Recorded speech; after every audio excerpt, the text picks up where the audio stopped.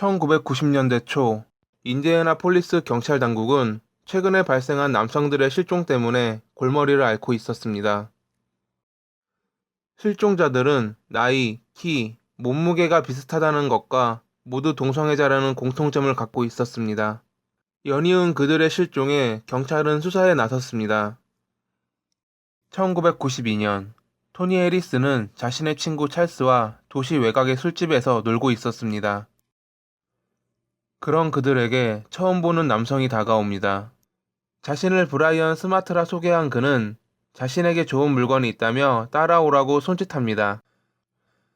한적한 장소에 도착한 그들을 바라보던 브라이언이라는 남자는 돌연 찰스를 교살했고, 이를 지켜보던 토니는 곧바로 도망쳤습니다.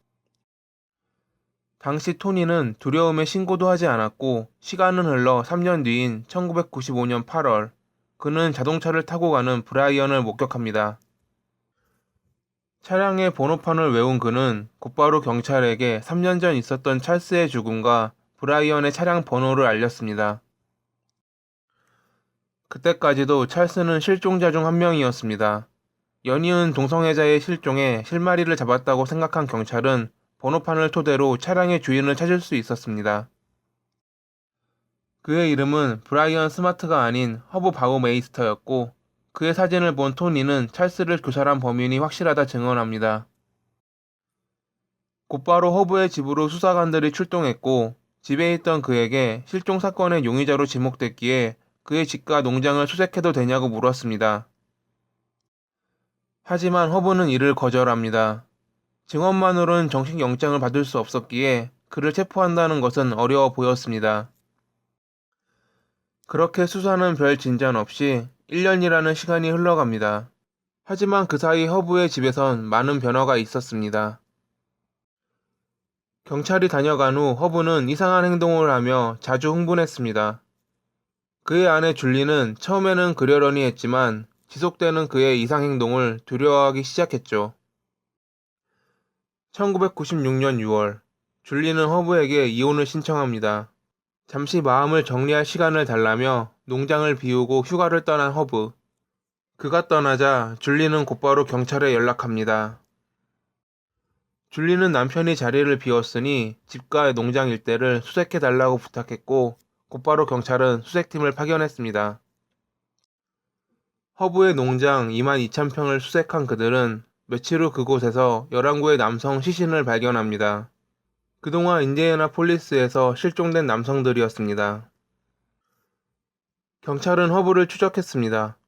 그의 휴가지가 어딘지 정확히 몰랐기에 수색에 어려움이 있을 거라 생각했지만 생각보다 허브는 금방 발견됩니다. 사망한 상태로 말이죠. 그는 캐나다에 있는 파이너리 주립공원에서 스스로 목숨을 끊은 상태로 발견됐습니다. 옆에 놓여있던 유서에는 결혼과 사업의 실패에 먼저 떠난다는 내용이 적혀 있었다고 합니다. 허브의 어린 시절은 평범했으나 사춘기가 시작되면서 반사회적인 행동을 보였고, 후에는 정신분열증 진단까지 받았습니다. 하지만 지속적으로 치료를 받지 않았죠. 1971년 11월에 줄리와 결혼했고, 25년의 결혼 생활 동안 그가 그녀와 잠자리를 가진 횟수는 단 6번밖에 없었다고 합니다. 가끔 허브는 이상 행동을 보였고, 그의 아버지는 그를 정신병원에 입원시켰습니다. 그때까지만 해도 줄리 역시 상처가 있는 사람이라 도움이 필요하다라며 그를 보살폈습니다.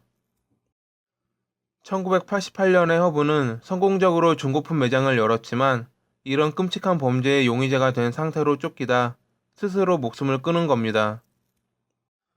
그의 유서에는 앞서 말한 바와 같이 자신의 삶이 힘들다는 내용뿐 살인에 관한 이야기는 적혀 있지 않았습니다. 그의 죽음 이후 비슷한 실종 사건은 발생하지 않았습니다. 그렇게 유력한 용의자가 없어짐으로써 아직까지도 인디애나폴리스에서 발생한 이 사건은 미제 사건으로 남아 있습니다.